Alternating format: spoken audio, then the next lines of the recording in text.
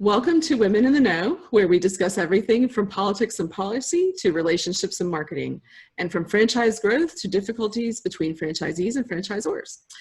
Today's topic is about how you apply tenacity in the right way.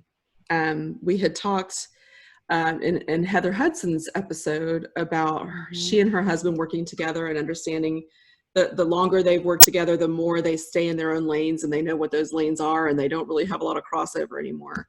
So we decided it would be great to talk about tenacity as an element of grit, but also what should you be tenacious towards? Sometimes we stay tenacious toward things that are not the strength that we have. So what do you think about that, Rebecca? I think it's a really great question, and I'm probably a classic bad example of that because I am kind of a bulldog. I'm a crazy tenacious and I'm full of all kinds of grit. But the point that Heather kept harping at was this idea of staying in your own lane. She and her husband know exactly what their strengths and talents are, and she stays in her lane, which is more that detail person, the person that executes, and her husband is a strategist, big picture idea person. And so the two of them have learned how to balance each other out. And so they get to be tenacious in their own lane. But I'm a good example of the opposite of that. So when Heather was talking about it, I'm like, oh my gosh, she's talking to me. And And that is, as a small business owner, oftentimes we're doing several different parts of the business, and I don't have a business partner. So I do, to this day, still a lot of the sales presentations. And I'm not good at it, and I don't like it. I don't like it, and it's not good use of my time. Mm-hmm. So this idea of being tenacious combined with tenacious in the right way. That go with your strengths, go with the things that you're particularly good at, and don't do somebody else's job, right? Yeah. And she and her husband worked that out one way or another, and I thought it was just brilliant.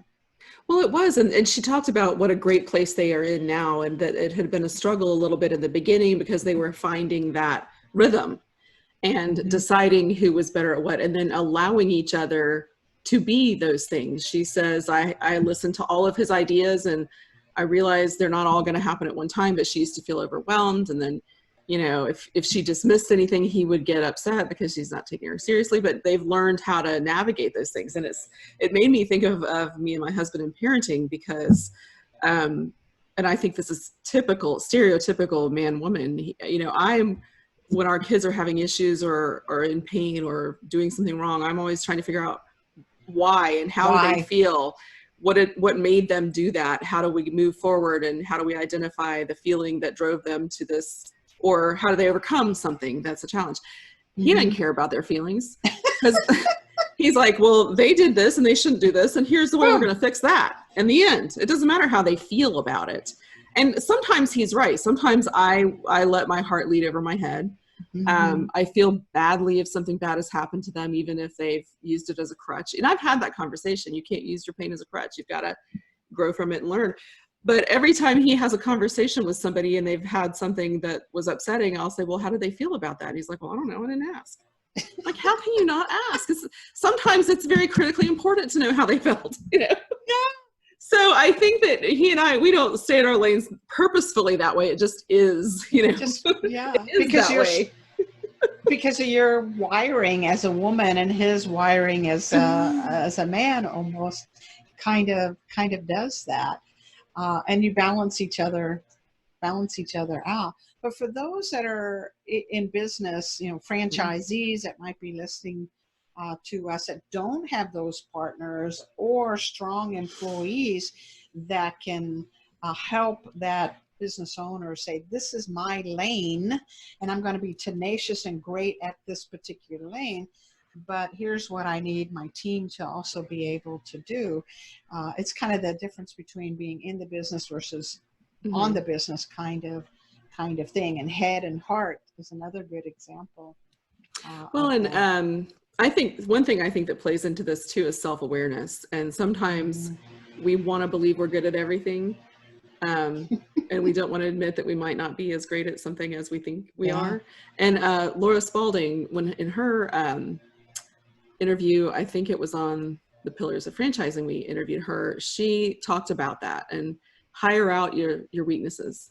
Find somebody who's stronger than you in a certain area that you're weak in, and fill it with someone else. And I think that's really interesting and good advice. And even working together with you over the last few months and going forward on different and new and exciting projects, finding out, I think that you and I have different strengths and weaknesses, and they're very complementary.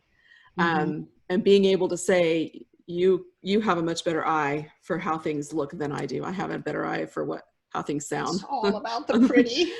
But you know, I'm glad for that, because I don't love, I mean, I know when something looks good, but I'm not the best at getting it there.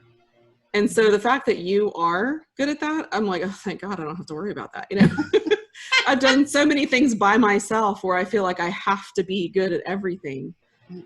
So having someone that you trust to make good choices, or steer you, or say this one doesn't look quite right, we need to go back and fix this. It's such a relief to me to be able to have that give and take and that partnership that is complementary. Agreed. And that, like you said, is that self-awareness, is where are we good and where are we just blind, and we shouldn't be doing that thing anyway, right? And we either hire to it, or we partner. In our case, we partner to it, or in Heather's case, you marry it, right? Right. Or in my husband's case, you just stop singing out loud. Solves that problem. Yeah, not good at it, thinks he is. Problem solved. Just some problems you can just eliminate right away. That's right. No need to discuss. Just stop it. No more singing. No more singing. Solves that problem. I love it. Well, like always, Elizabeth, we're just like Dear Abby here. I tell you, we know how to solve problems very, very quick. And I love this conversation about when should we be tenacious and staying on our lane, and how those two things kind of work together. So we'll wrap this up, and we'll see you next week at another Women in the Know session. Great.